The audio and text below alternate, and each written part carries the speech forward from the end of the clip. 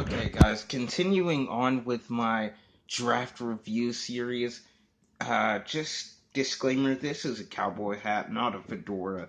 Um, but we're continuing on with the Chicago Bears. I'm trying to do a draft recap or review of all 32 teams. With that said, I want 1,000 subscribers. So go down there, hit that subscribe button. I don't care if you turn on notifications or not. I really don't mind. Um, but the Chicago Bears draft was quite interesting, and I think the trade that headed all of this that probably angered a lot of Chicago Bears fans was the whole pick three to pick two.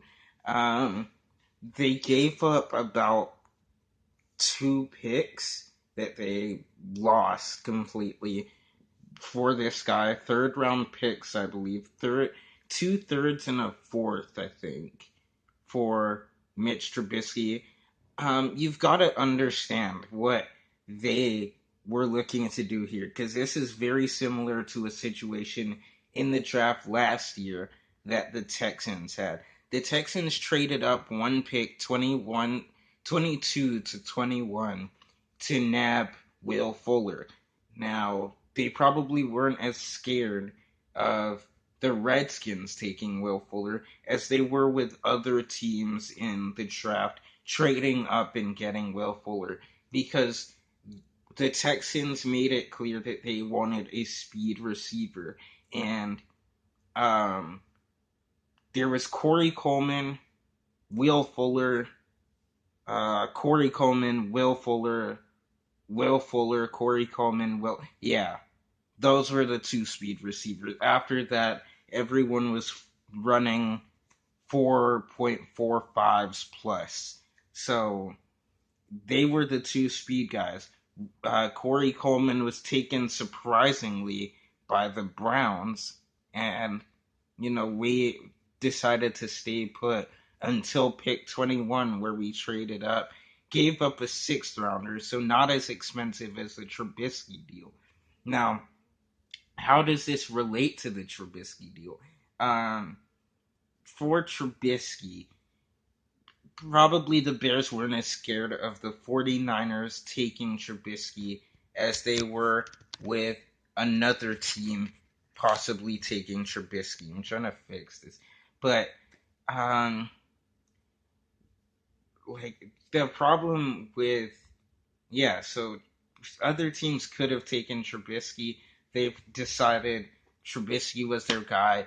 Go out and make sure you get him. So make sure nobody else trades for him. The only reason why I disagree with this was Trubisky was not number one on my board. He was number two, and I think it was like that for a lot of other teams, except for the Chiefs and the uh, the Bears, and I'm completely okay with that because I got my team got Deshaun Watson out of this whole deal, and the Bears probably saved this draft because if some other team trades up, picks Mitch Trubisky, then the Bears take a guy like Watson or Mahomes. Mahomes and Watson aren't going to last until pick 12, where we did trade up to. So I do like this pick because of the implications it had on the Texans. But again, I disagree with it because of the negative, how much you had to give up for a guy you probably still would have had a shot at.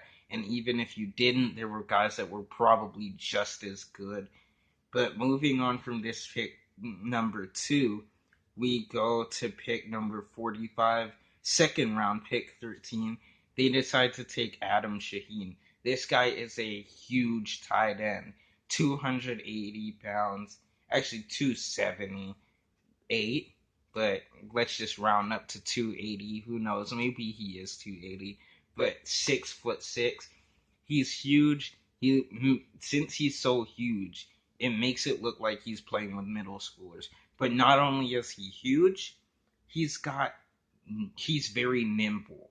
Okay, very athletic, still good enough to play the tight end position as opposed to like offensive line, D line, something like that.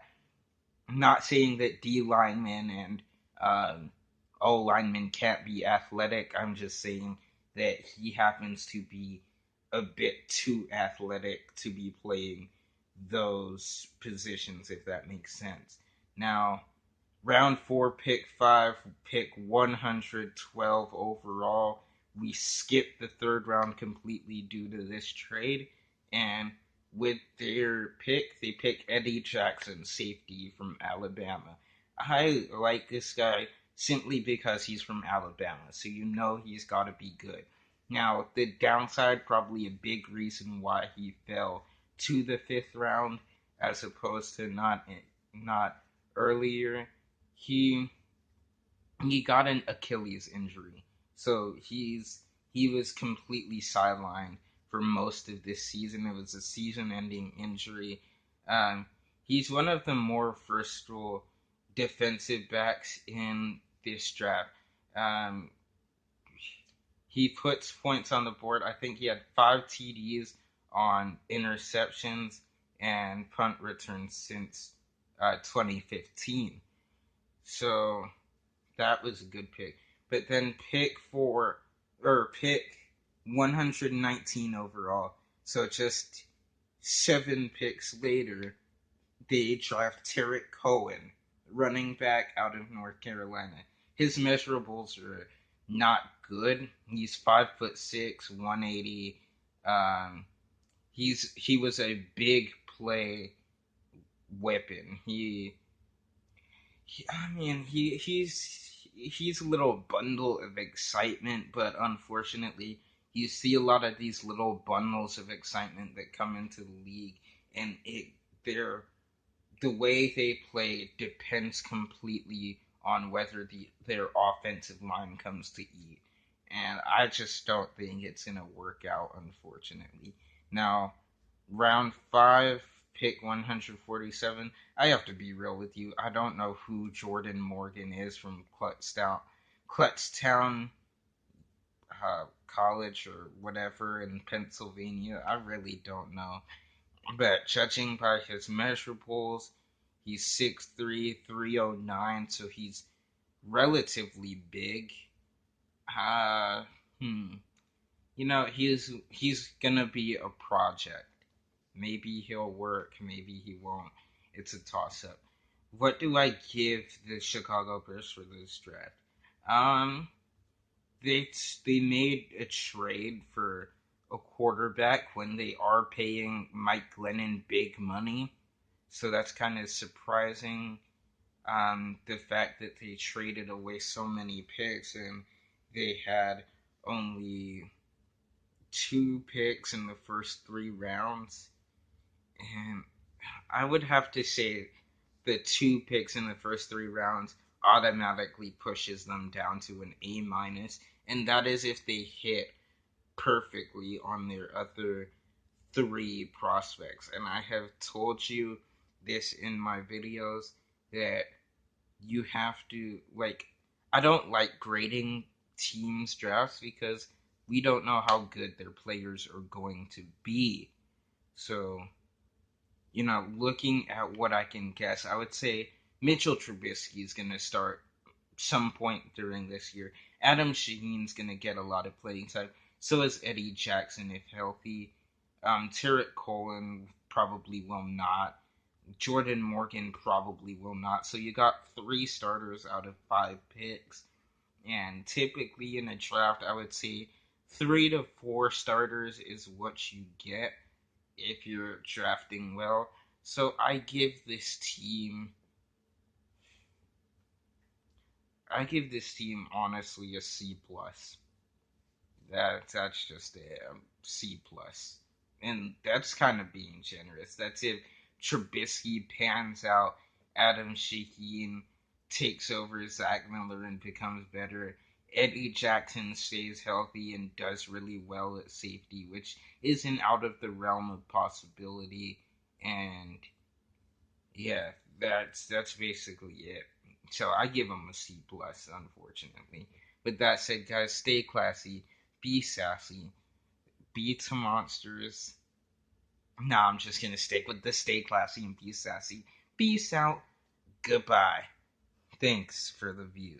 Oh yeah, and also for this video, I don't know if I mentioned it at the beginning. I'm trying to get to 1,000 subscribers, so go ahead, hit that subscribe button down below if you stayed here for the full video. Goodbye. This is a cowboy hat, not a fedora.